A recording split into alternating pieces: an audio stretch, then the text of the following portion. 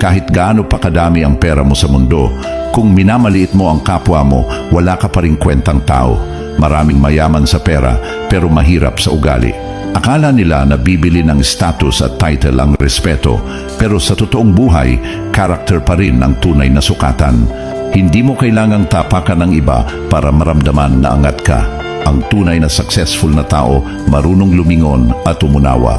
Walang halaga ang yaman kung wala kang puso. Minsan yung mga tahimik at simple pa ang mas may lalim. Hindi sila maingay sa achievements, pero dama mo ang respeto sa kilos at salita. Doon mo makikita kung sino talaga ang may class. Ang respeto ay libre, pero hindi lahat kayang ibigay. Hindi ito nakabase sa itsura, trabaho o estado sa buhay. Pantay-pantay lang tayo sa pagiging tao.